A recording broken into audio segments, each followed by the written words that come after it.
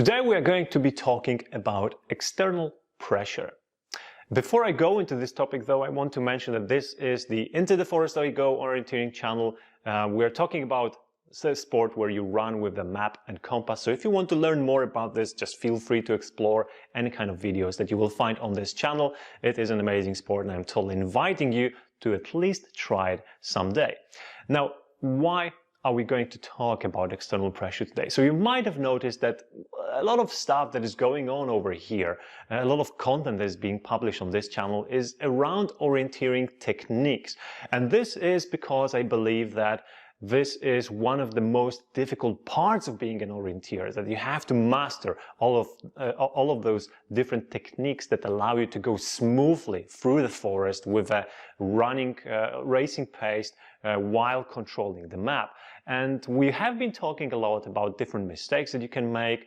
And one of the topics that keeps coming up is like losing your focus, losing the concentration. There has been a separate video all about that, but we haven't been talking really about the specific sources of the loss of focus. And if you think about it, the pressure that you might be feeling as a competitor before the competition definitely influences how level-headed you're going to go into the forest, how precise you're going to be with your navigation, how strict your thoughts are going to be, how well you're going to be able to focus, to concentrate during the race. And it's really easy to imagine that if you are feeling some kind of pressure or stress before the start, it's definitely going to impact the way that you're going to be doing your orienteering, isn't it? So what do I mean saying external pressure? Well, there is, as you might imagine, internal pressure and external pressure. Internal is coming basically from ourselves, from our own thoughts, from our own desires. External pressure is everything that is outside of our brain, so to say, outside of our control. And there are different sources of external pressure. The most common ones that I have been witnessing throughout my coaching career is pressure coming from coaches, right? So the coach can put a pressure on the runner. The pressure coming from parents. Very, very often it's happening that parents are the biggest source of pressure for the competitor. The pressure coming from friends and teammates and basically all the surrounding environment, surrounding people of the athlete. This is also a very common source of external pressure. Another one, also quite curious, is media. So if you're an athlete with already some successes and you are being invited into interviews, you're active on social media, for example, this might be a source of external pressure too. So there are several different topics that we want to discuss over here, but as you will see later, all in all of them are kind of similar, and very often they come together to the same or very similar conclusion / solution. So the next thing we should ask ourselves is, how bad is pressure? Is it actually bad at all? And you know, there is some truth to the saying that no pressure, no diamonds, or diamonds are created under pressure. And yes, there is a threshold up until which every one of us is actually performing slightly better, even though we feel this pressure, or you can call it also some light stress. What is this threshold? Well, it's actually hard to say because it's different for everybody, but there are even scientific studies showing that your body is undergoing slight changes in your vascular system, which allows your blood to flow more freely through your body and actually transport more oxygen to your muscles. So that's why you actually tend to perform slightly better when under not big enough stress or not too big stress. But the question that probably is coming to your mind is, okay, how do I know that I already have too much pressure, too much stress? And unfortunately, there is no simple answer to that. That this threshold is first of all different for everybody because we have different tolerances for stress and pressure. But also there is no good way of measuring it. So I can ask you, well, how stressed or how pressured do you feel on a scale of 1 to 10? And you can give me some answer. But if I ask 100 different people, these answers are not really comparable one to another, because for me, I might be feeling big stress only when my life is threatened, and another person might already be feeling big stress when, for example, he or she is afraid that he might fall off the cliff, even though it feels kind of, or it looks kind of safe. So it's really hard to say. But if you want to measure this level of stress somehow, here is an interesting concept. Because there is a very thin line between excitement and stress, imagine that you're asking yourself these questions. Am I excited or stressed? Do I perceive what's about to happen as a challenge or as something that might end up in a disaster?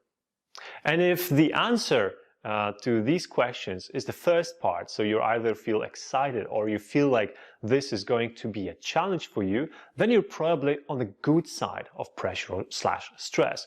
If the answer is the other side of the question, then you're probably already above the threshold, or you're perceiving what's going to happen right now, the competition that you're going to run, as in a way that will be unfortunately disadvantageous to your performance. In the end, it doesn't matter if you're above the threshold or below the threshold, you still need some ways of dealing with this external pressure. And coming back to the sources of this external pressure, let's talk about them and how you should tackle the problems that they result in. So I want to start with the first category, which is like the closest to me. Actually, the parenting was probably the one that is also equally close. But let's talk about pressure coming from coaches. I can tell you from my own experience, and I'm absolutely sure that I am not unique over here. I can tell you that if you feel any kind of pressure coming from your coach, it's quite possible that this is not something that coach has intended. Very, very often it happens that we in our minds are thinking about things in a much more drastic, more severe, more catastrophic way than what reality is. So people are not always perfect while communicating, and I'm definitely part of that group, and I actually think everybody is like that. Everybody has some flaws, and we are not really trained in school or in our adult life how to communicate properly, so we have some flaws. And sometimes we want to say one thing, but the other person actually understands something else, and that becomes a problem in the long run, for example, because let's say an athlete is feeling pressure because he or she thinks that the coach is expecting the athlete to have a certain place at the competition, which very rarely, is the case. Because my experience and at least my own thoughts, I always focus on the athletes having the greatest experience they may have.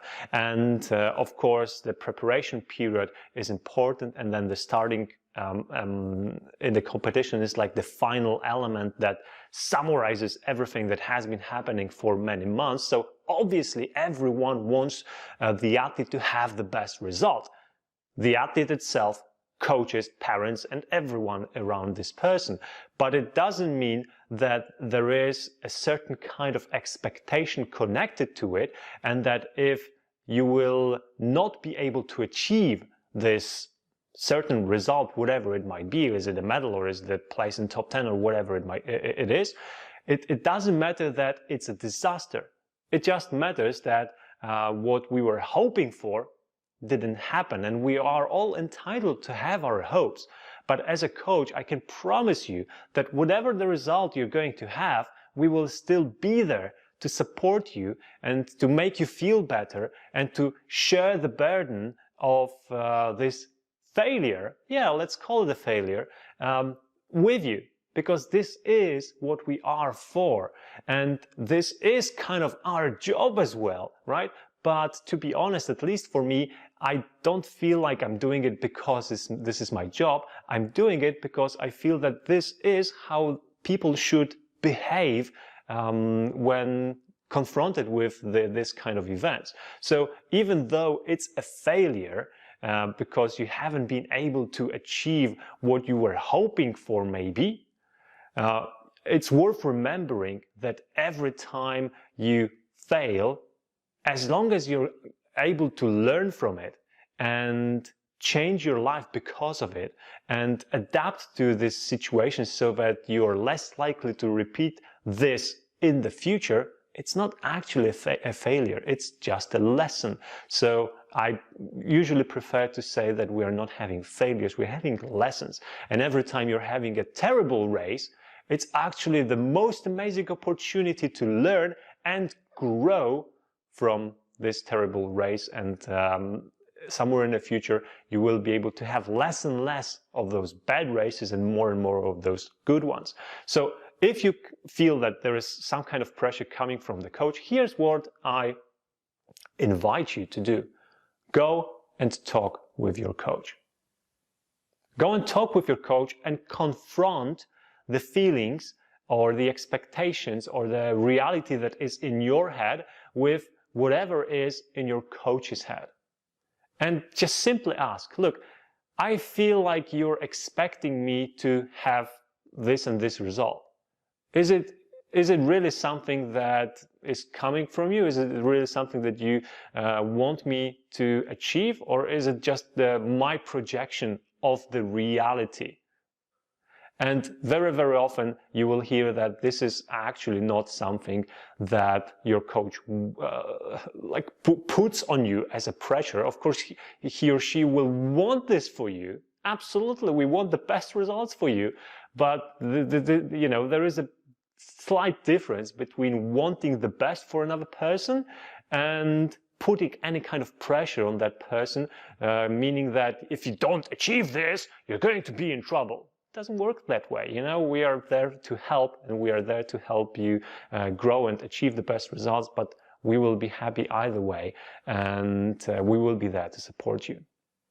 Now, the same and very, very similar way you can tackle the external pressure coming from parents, coming from your teammates, friends, colleagues, your environment surrounding you, and coming from the medias as well, right? So if you again feel that people are expecting something from you, just remember that most of those are just miscommunication or bad communication, and what people actually mean is that I wish you the best possible result, but it doesn't mean that there is any kind of pressure actually attached to it. But what will happen if you go ask your coach about this, confront him or her, and you will hear that, yes, I do expect you to have a medal. Otherwise, I think we are going to finish our cooperation, or something else will happen. Are these situations possible? Yes, they are. I would say that in most of those, if you hear something like this from your coach, you should probably change the coach. But there are also some real life scenarios where this kind of external pressure is absolutely there. And there is definitely one that comes to my mind immediately. So in Poland, we have those military teams. So these are people that are on a contract, on a military contract, and their job is to be an athlete, really. And we have a bunch of people in Poland that are on these kind of contracts. Now, if you're getting paid for running, for being a top athlete, you might expect that you will stop being paid if your results are going to be not good enough or bad, right? So for these kind of athletes, when they are going to a certain type of competitions, they definitely feel an external pressure coming from, let's call it in general, military, to perform well on this competition, because this is the most important start in the year for these people. They are supposed to get as good as a result as possible over there, and if they underperform, their contract might not be extended, for example, for the next time period. And this is reality. It happens. It's like a job for them, and they just might get fired. So if you're going to this kind of competition, there is a very real external pressure which you cannot get rid of by just talking to someone. You cannot go to your, I wanted to say general, but they are probably not talking to generals, but someone in the military and say, what will happen if I will place like in top 30 instead of in top 5? Is it good enough for you? You might hear, no, it's not good enough for us. And if you will be getting these kind of results, we'll just replace you with someone else who will be a better runner. That's just life. That's just how it is, right? So all in all, what I'm trying to say here is that even though very, very, very often our projection of reality is just wrong, simply wrong, sometimes it might happen that the external pressure is absolutely real, and we need to find a way to deal with it. So how to deal with it? Well, there are several things that you can do. First of all, and probably most important, you need to put in the work that is necessary, right? So if you get enough preparations, if you get enough training, you will feel confident about your ability to perform well, and this will take you miles. This will take you miles, and this will make you less stressed. You will feel less pressure, and you will be more calm before the competition, because you will feel that you've done everything that you could, so that now it's just time to go into the forest or go into the city race and perform and do your best, and the result will reflect your preparations. But there are also some more mundane ways of getting rid of the pressure and making sure that your confidence level is high enough. So one of the things I want to mention over here is maybe not so obvious, but self-talk.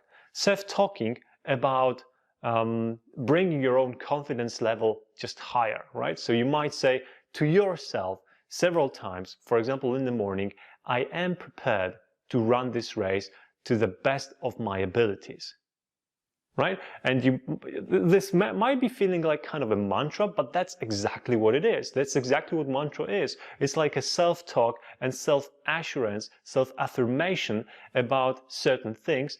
And believe it or not, but there are scientific studies showing that it absolutely works, and there is no doubt about it. So even like myself, you might be feeling that this is a little bit maybe too mystic for me.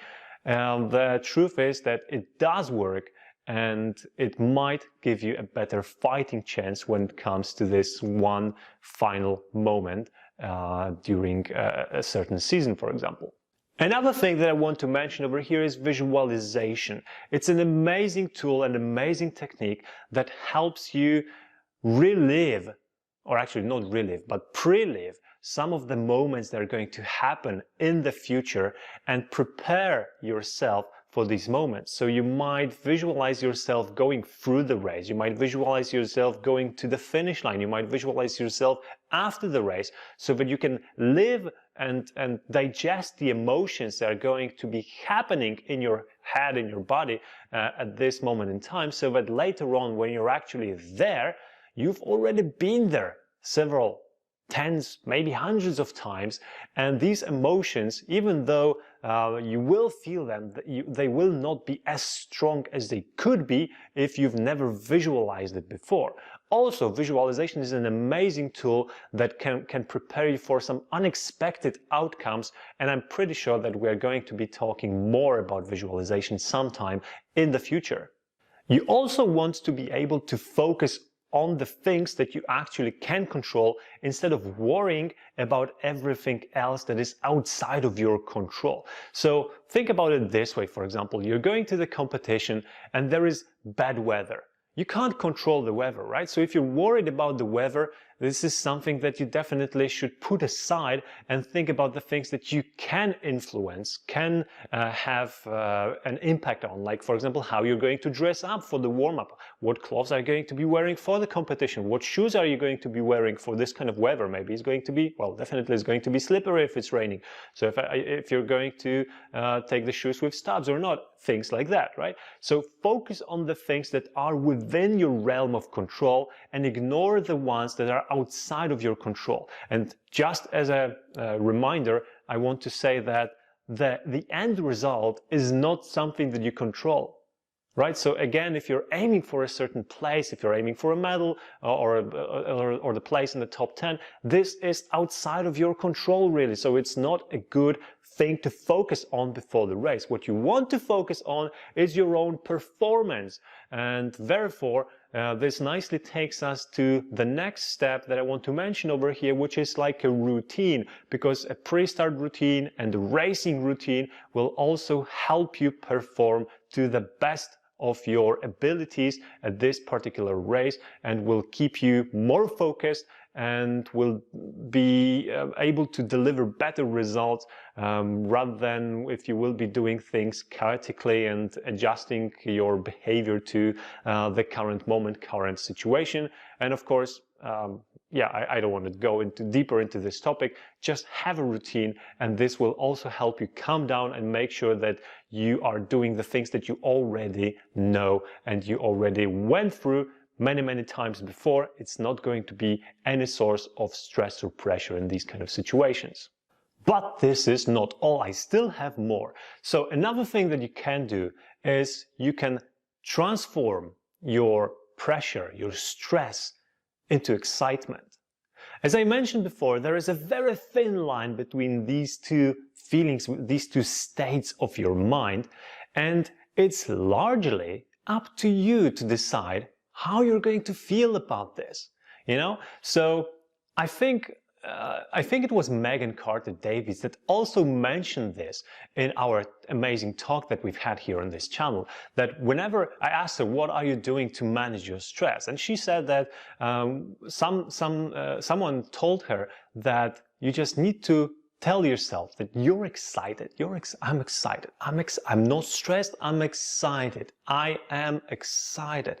And allow yourself to feel this feeling of stress, of pressure transform into excitement.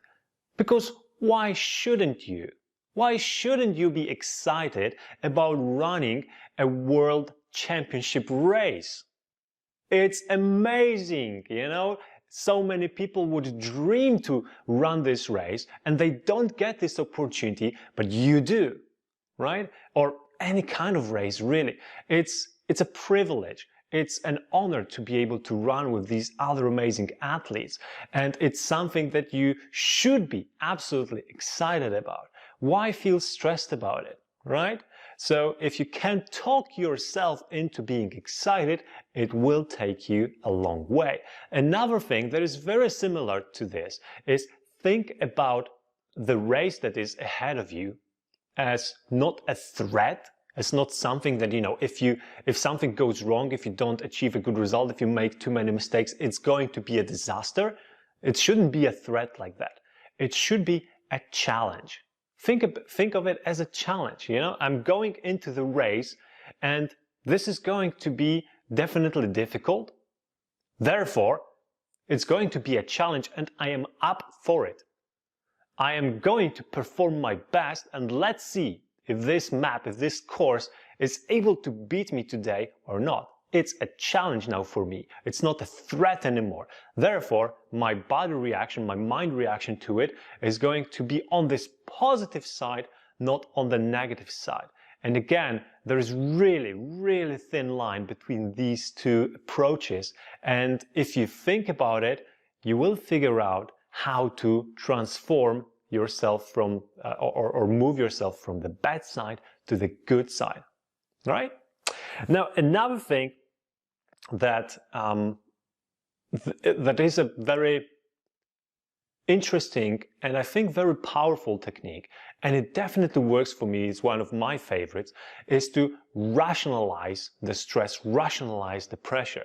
So what I mean by this is you are able to go deeper and deeper into the situation that is stressing you, situation that you feel pressure from, and ask yourself these questions. What is going to happen in the worst case scenario? What is going to happen if I, fail, if I totally throw this race and it's going to be absolutely terrible, I will do 20 minutes mistakes? What are going to be the results, the end results of this kind of outcome? And if you think about it, you will very, very often come to the conclusion that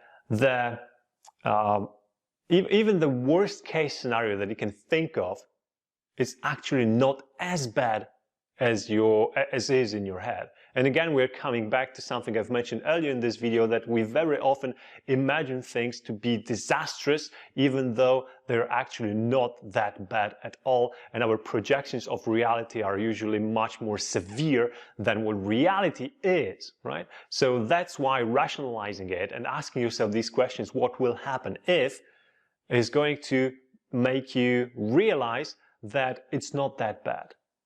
And this is also an amazing technique, not only in sports, but in life in general. And I think the first time I've used it was when I was thinking about my job and my career. And I was like, okay, I had this important decision to take in work, and it was about doing the right thing, or doing the thing that was expected of me, and I thought that what's expected of me wasn't the right thing to do. So I was very inclined to do what I thought was best in this kind of situation, and I knew my management will not like it. So I asked myself this question: okay, what will happen if I behave the way I want to behave? Well, what is the worst case scenario?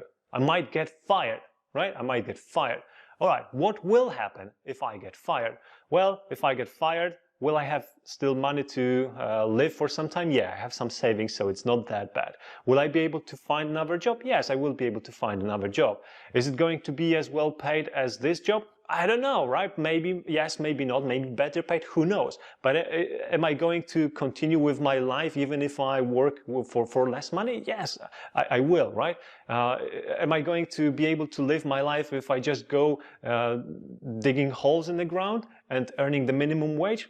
Yes, I will survive that, right? So all in all, in the end, is it something I should be terribly worried about? And I thought that, no, not really, right? So this is an example of the rationalization process, and the same thing you might do in sports, right? What will happen if I don't get into the medal position? How my life is going to change? Am I going to be thrown out of my club? Is my coach going to be angry at me? Are the medias going to be posting articles about how bad I am because I underperformed? No, these things are not going to happen. So again, if you think about it carefully and go deep into what's going to happen, you will probably quickly realize that the reality is much better than you're imagining it. All right, and the last thing I want to just mention over here, I'm again not going to go into the details of it because we already have a video about this on this channel, is that a good way of dealing with pressure is to work under pressure more often, right? So even though sometimes people think that, okay, I know what to do and I know how to behave, when they need to do the same thing under pressure, under some light stress, even light stress, I'm not even mentioning big stress because that's obvious, but even under light stress, you actually might forget about things and you might behave differently because you haven't been trained in the more harsh conditions. So putting more stress on yourself during less important competition, maybe also during normal training sessions, is absolutely a good idea of practicing certain types of behavior in the situations where it's not, on all daisies and sunshine. So this is what I advocate. There is a separate video about this on this channel somewhere at the beginning. I will probably link it in the description of this video as well, so that you don't have to search for it. So just go and check this out. And it has been confirmed by scientific studies that it actually works. And athletes all different sports, track running and everything else, are actually practicing it as well. And there are studies where they are interviewing the coaches and the athletes, discussing these kind of topics and showing that it actually works and helps them behave better during these crucial moments, during the most important competitions of the year. All right, this is definitely everything that I wanted to mention today. There are probably some other things that you can do to manage your external pressure, external stress, but this is all I've prepared for you today. So hopefully this was useful, and if you like it, hit the like button. If you want to add something or discuss, for example, some of the situations that you are stressed about, let me know in the comments what is your biggest source of stress. And if you have problems with rationalizing, if you have problems with connecting the reality to your thoughts, try to explain it and let's have a discussion in the comment. Maybe something interesting will come out of it. Also, if you're not subscribed to the channel, continue subscribing. Consider subscribing, not continue subscribing. And of course, I will be seeing you in one of the next videos. Cheers.